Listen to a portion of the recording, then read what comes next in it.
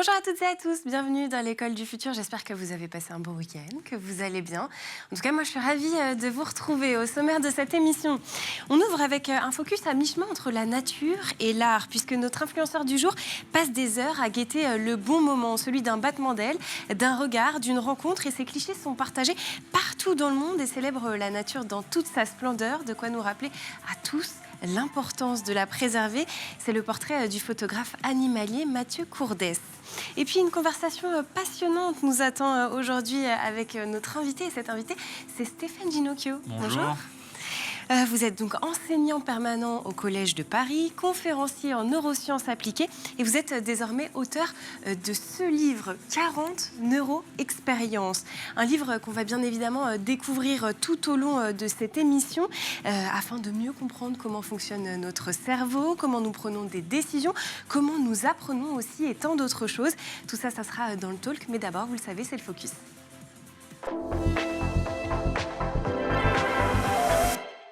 Dans un monde où les animaux sont au cœur de nos préoccupations, notre influenceur du jour se charge de nous informer sur les espèces méconnues et leur habitat naturel. Il s'appelle Mathieu Courdès, il est photographe animalier et il est notre influenceur du jour présenté aujourd'hui par Jean Martineau. Je m'appelle Mathieu Courdès et je suis photographe animalier. Mathieu Courdès, photographe animalier. La présentation pourrait s'arrêter là, et pourtant, Mathieu est bien plus qu'un simple photographe qui se contente de nous exposer ses photos. Avec plus de 200 000 abonnés sur Instagram et plus de 400 000 sur TikTok, son succès est indéniable. Un succès qui peut notamment se traduire par le fait que Mathieu cherche à expliquer ce qu'il photographie et pourquoi. Alors là, on a une trace très intéressante. Il y a une grande coulée juste ici. Et en fait, c'est un léopard qui a traîné sa proie, puisqu'on voit les traces de léopard. Vous voyez, tout là, ça a été traîné. Alors c'est une petite proie. C'est une trace très intéressante puisqu'elle nous indique qu'il y a eu un kill. En fait, le léopard va mordre sa proie au niveau du cou et ensuite va la traîner sur plusieurs mètres pour l'amener à l'ombre et la protéger des charognards.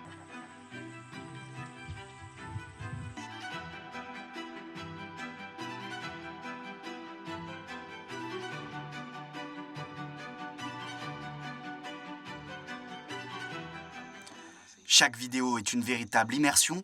Le jeune Français nous plonge au cours de ses vidéos dans des voyages à travers le monde. Chacun de ces clichés possède son histoire qu'il nous raconte à travers des vidéos courtes et rythmées. Il est juste là.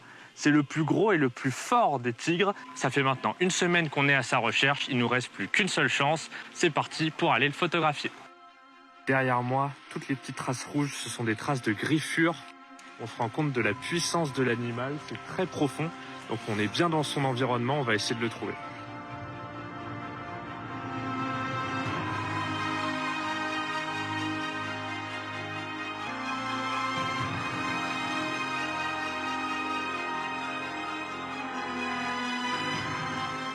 Entre découvertes, astuces et expériences, Mathieu se sert de sa passion et notoriété pour nous aider à mieux comprendre comment se comportent les animaux dans leur habitat naturel et en profite même pour nous donner quelques conseils. Avant de pouvoir s'approcher de ces gorilles, il y a 3 règles de protocole à respecter. L'une des premières règles de sécurité, c'est de demander l'autorisation au dos argenté pour approcher sa famille. Cette autorisation se fait par ce bruit.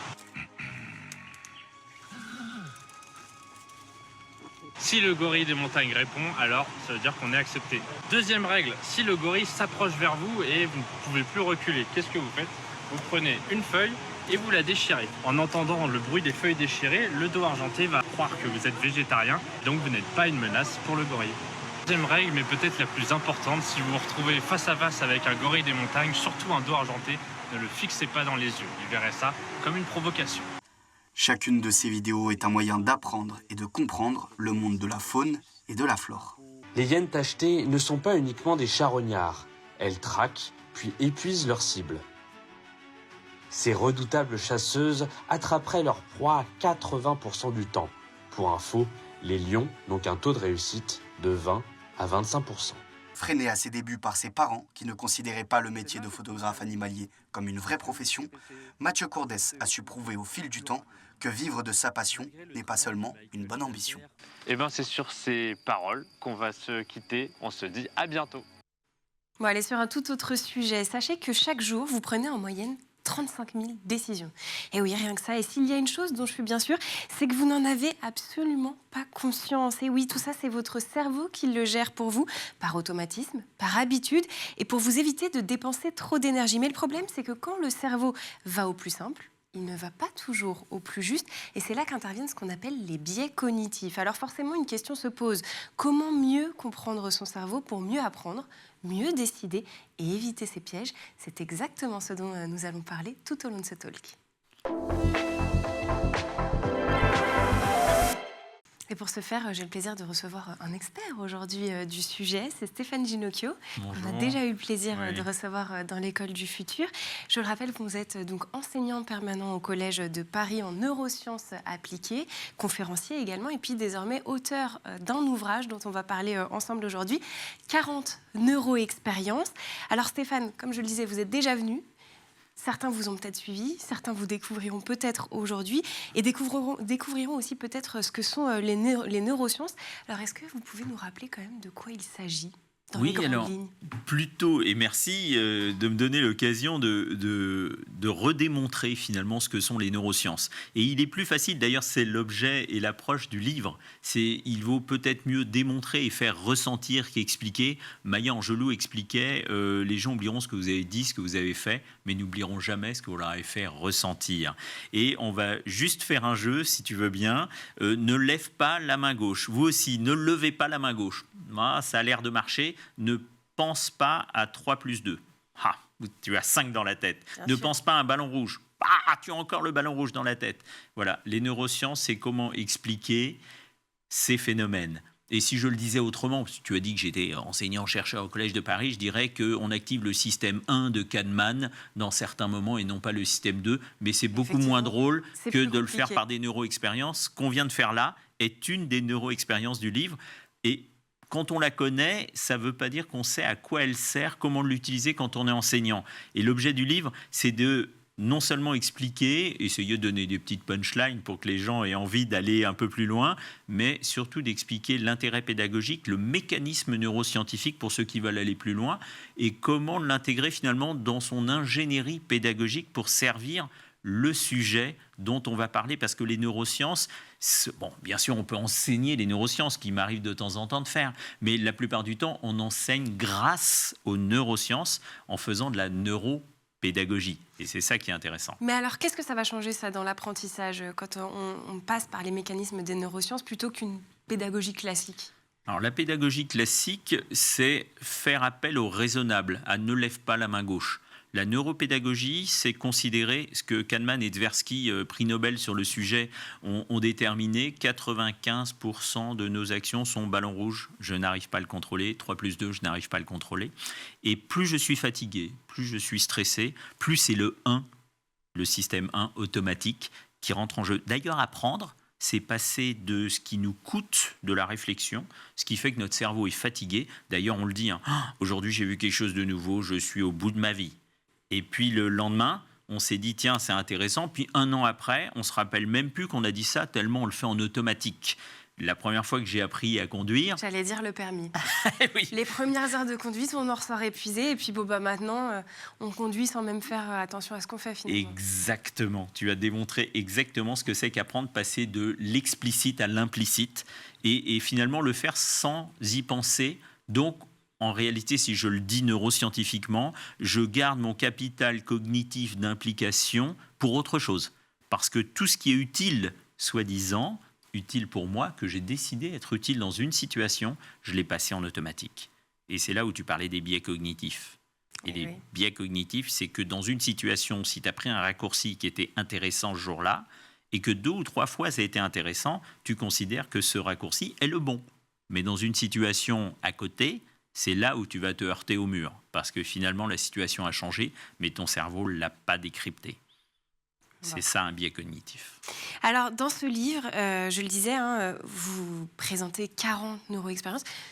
Qu'est-ce qu'on va retrouver dans ce livre? Un petit synopsis pour les gens qui ne l'ont pas encore. On va retrouver comment s'économiser sur le plan cognitif, comment passer d'une tâche à l'autre, par exemple, sans s'abîmer.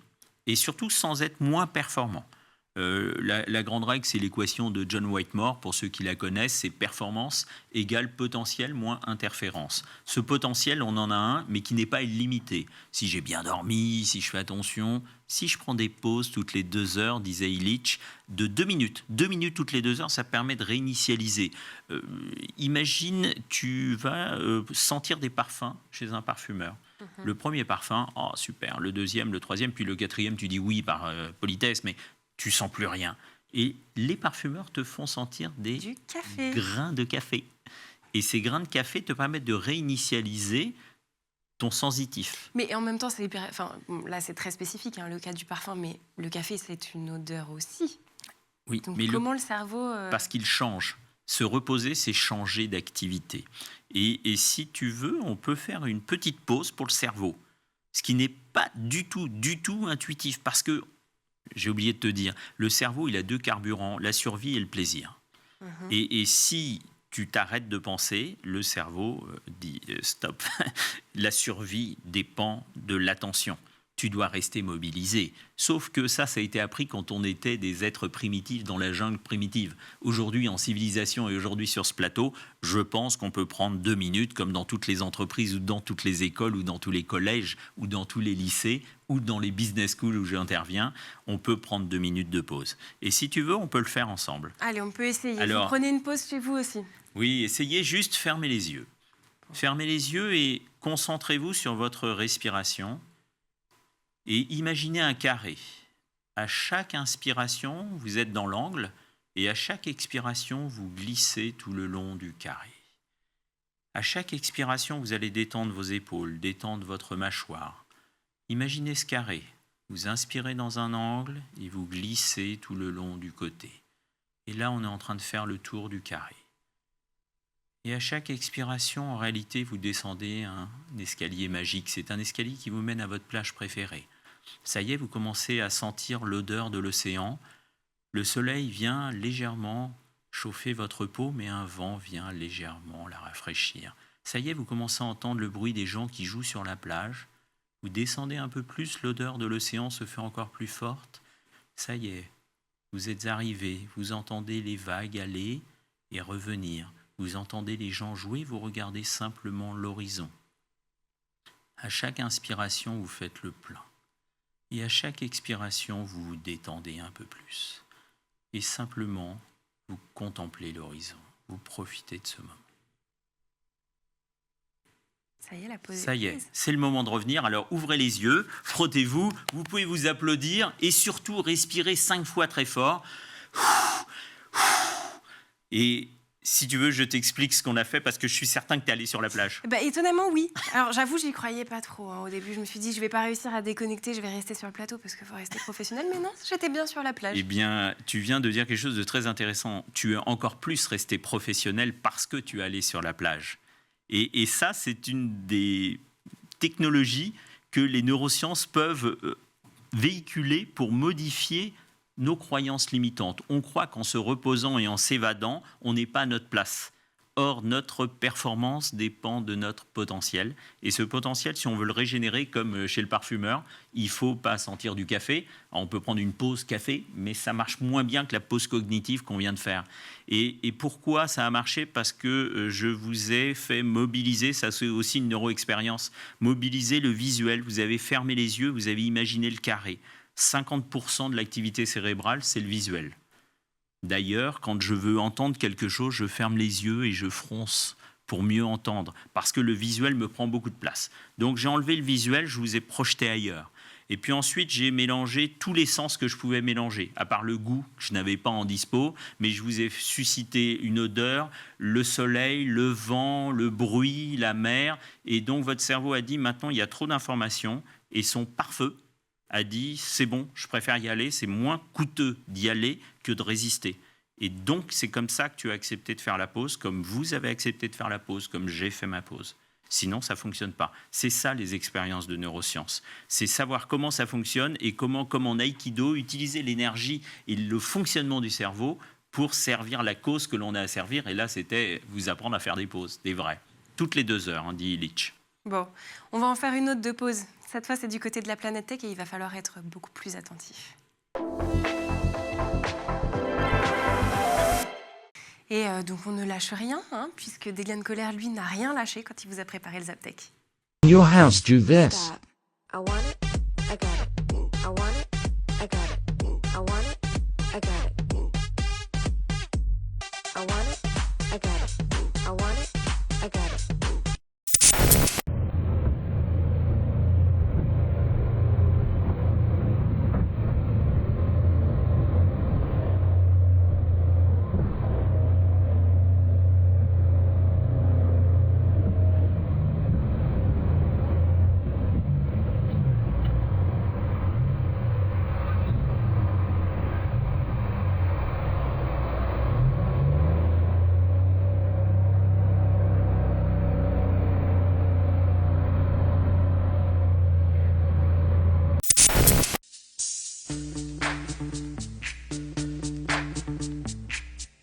Yo, VIP. Let's kick it. Ice, ice, baby. Ice, ice, baby. Alright, stop. Collaborate and listen. I sit back with my brand new invention. Something grabs a hold of me.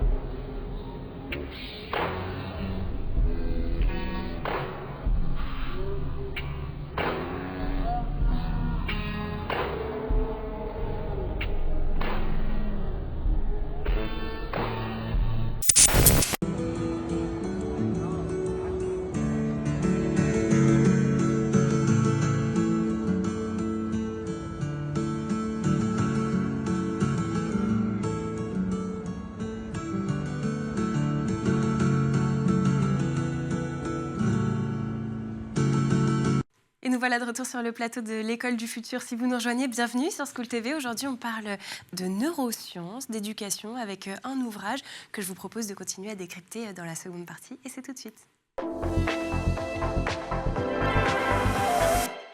Et pour ce faire, je suis restée avec l'auteur de cet ouvrage, 40 neuroexpériences. C'est Stéphane Ginocchio, qui est également enseignant permanent au Collège de Paris et conférencier en neurosciences. Alors, juste avant de partir en pause, Stéphane, vous nous avez fait prendre une pause d'une manière un petit peu différente. Donc, on comprend un petit peu ce que vous proposez de fait dans votre ouvrage. Néanmoins, j'aimerais bien qu'on continue à rester un petit peu dans le concret pour donner potentiellement envie à nos téléspectateurs aujourd'hui peut-être d'investir dans cet ouvrage, de le découvrir.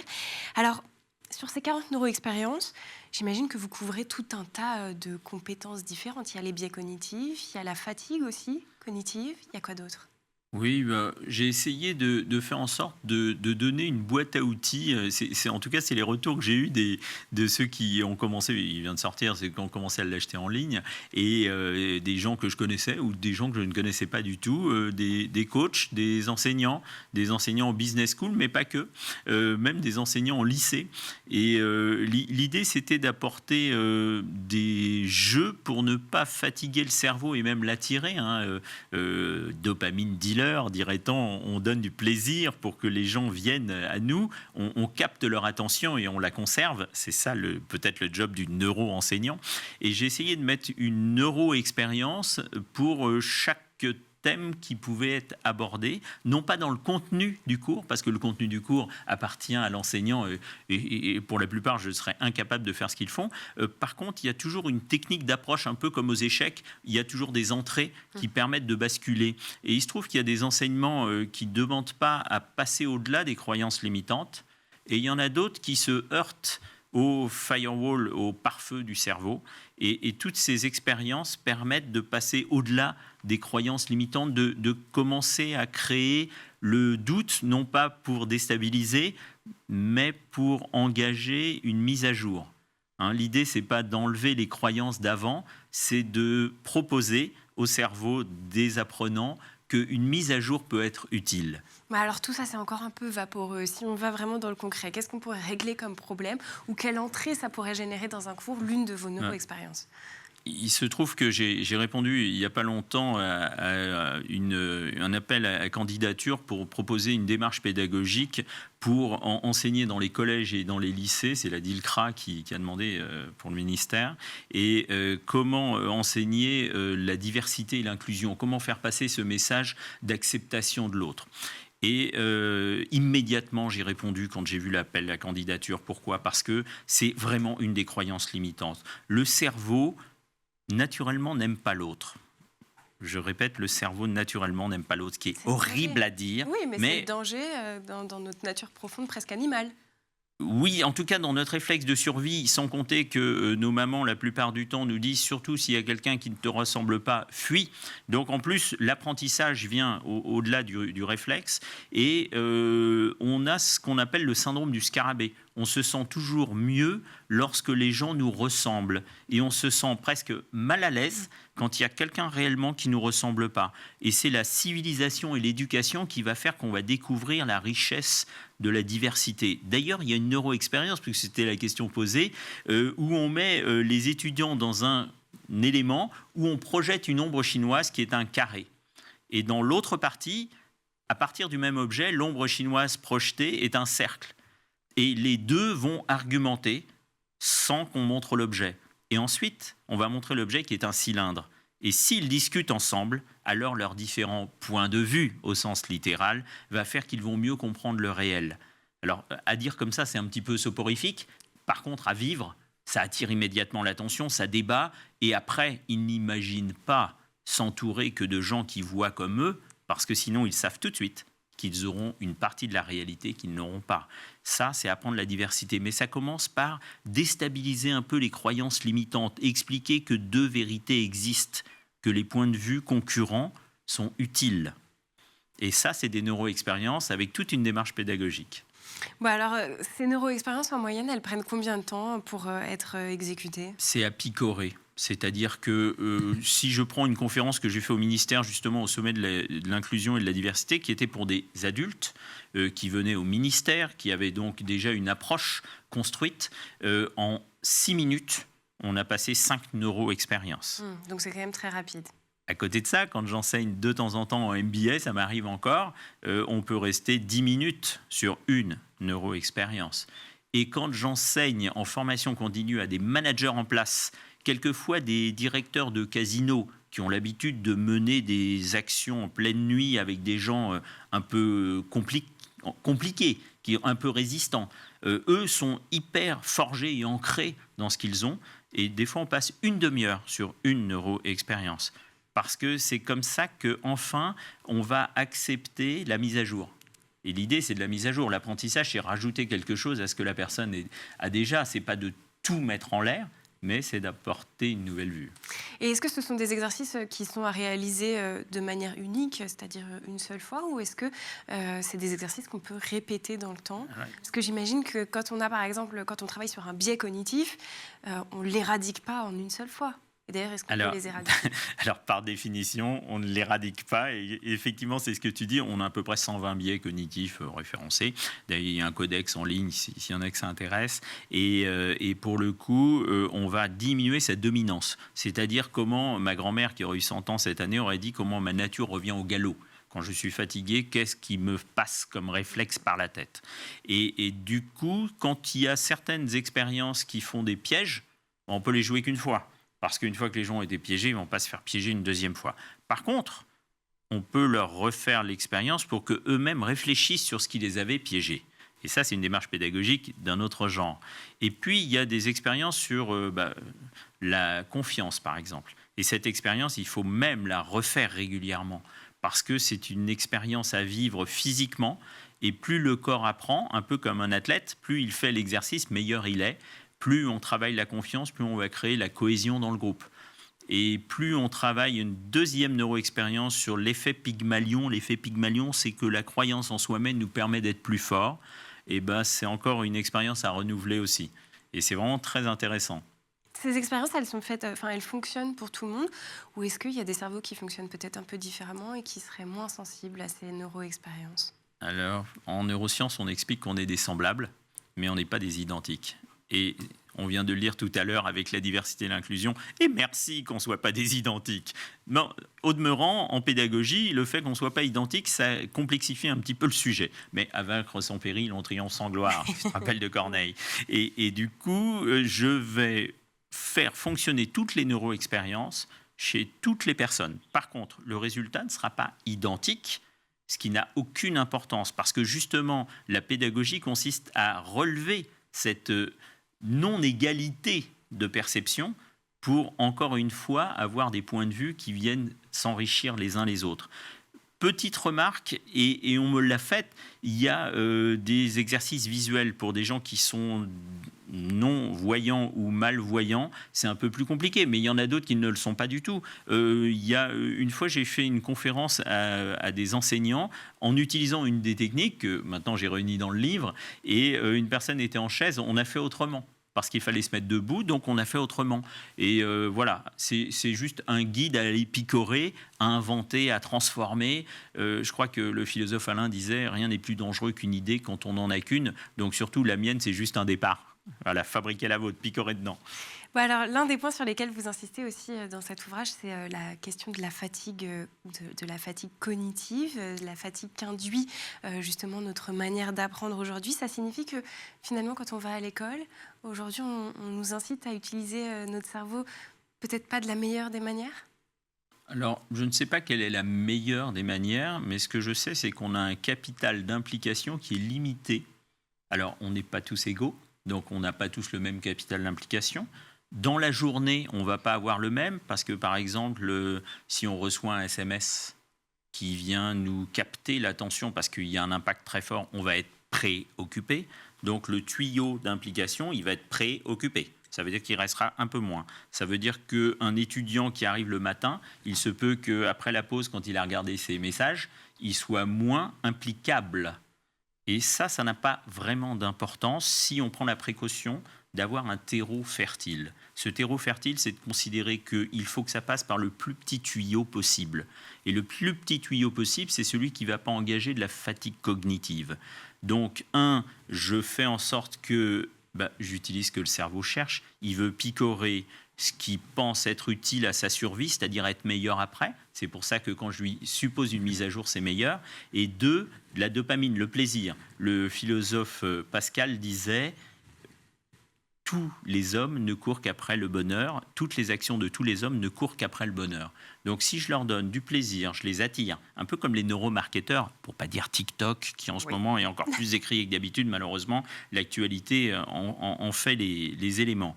Mais on va donner du plaisir, on va faire en sorte que la mise à jour soit demandée, suscitée, recherchée, ce qui fait que, je crois qu'on dit, quand on aime, c'est sans compter. Oui, Et on ne compte pas.